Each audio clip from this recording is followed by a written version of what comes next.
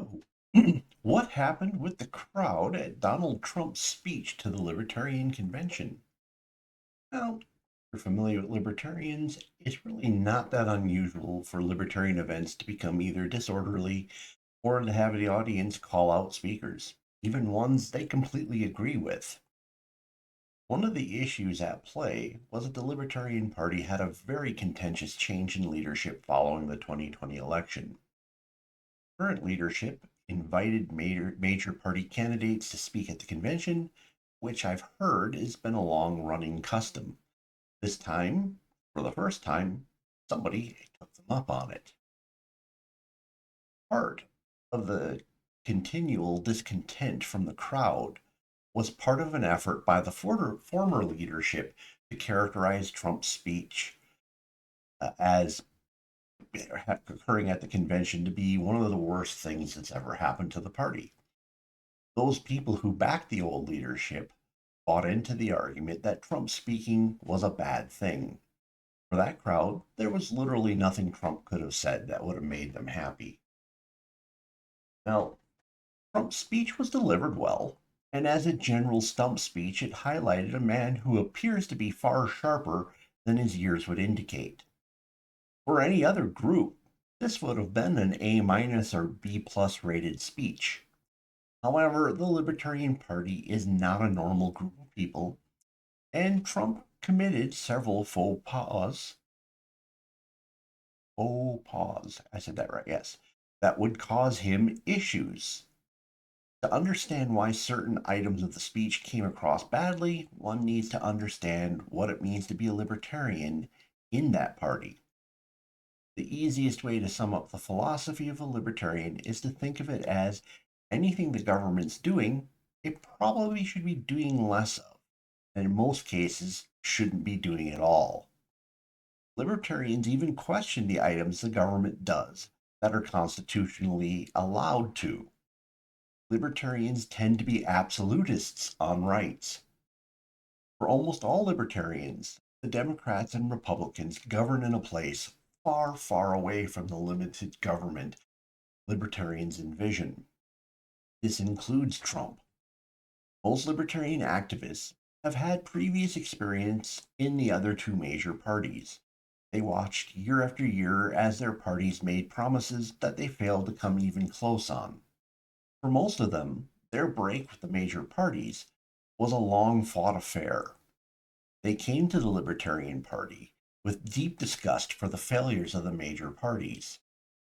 They come to this party with a steadfast philosophy in their minds.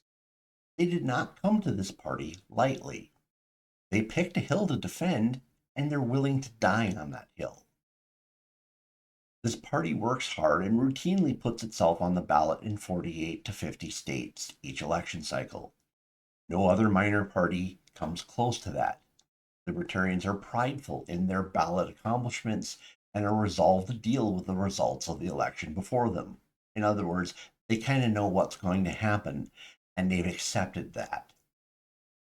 One of the things that Trump said that most libertarians would probably find offensive is the suggestion that they could get their normal 3% of the vote and lose, or back him and win.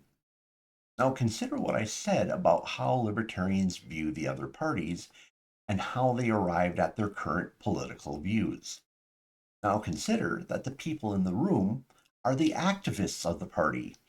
These are the people who have put in the effort to make it possible for libertarians to be on enough ballots to theoretically win the Electoral College and put up enough congressional candidates to challenge the majority of Congress. Trump, in a sense, said, well, forget about your principles and all the hard work you've done. Join us Republicans. You know, the guys who've promised smaller government to you for your entire life and have never delivered. Most libertarians take great umbrage with the government's handling of the disease outbreak between 2019 and 2020. This is something that looms large in the minds of most libertarians.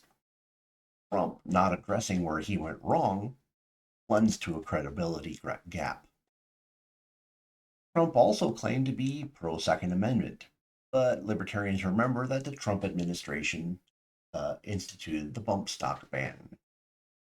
Trump was citing various individuals as libertarians who probably really aren't. This cuts into his credibility to name a libertarian to his cabinet or to put libertarians on the review board for those who should nominate people for clemency on Trump's first day in office. How can Trump nominate such a person if he doesn't know who they are? Trump probably erred by wading deep into his speech to address a pardon or commute for Ross Ulbricht. This issue was known in advance as Vivek Ramaswamy addressed it first off in his speech the day before. Trump probably could have ended a lot of the chanting from the floor if he had just offered that up earlier in the speech. I think the libertarians who were whining about Trump speaking at all blew a perfect opportunity. The people in the crowd that chanted for Ross Ulbricht to be freed have brought him back to national attention and may actually end up succeeding in having Trump free him. Those people who did not want Trump to be there could have named a similar cause to bring to Trump's attention. That opportunity is lost forever. As for Trump, he has an upcoming interview with Tim Pool. If Trump hopes to in any way capitalize on his attempt to get some libertarians to vote for him, he should name an actual libertarian that he intends to nominate for his cabinet, as well as what that position is. He should also have a list of names for the libertarian advisors who will be on his clemency commission board. Trump had very little chance to impact the people in that room because they were longtime activists. I suspect he walked in there knowing that. He did get a chance to reach libertarians who stayed home and who live in the swing states. And as close as the margins will be in those areas, every bit has the potential to help him. So likely, he got what he wanted out of the event, despite the crowd. So, in the comments below, did you watch the Trump speech? What did you get out of it? Obviously, giving you my take on it. Just curious if it kind of rings true to what you saw and heard. Please smash the like button. If the YouTube algorithm brought you here and you're not a regular subscriber, please check out my other titles. I do a lot of things you'll probably find interesting. Please consider subscribing. If you know someone who might find this interesting, please share it with them. And I appreciate you spending time with me this evening. Hope to see you again in a future video.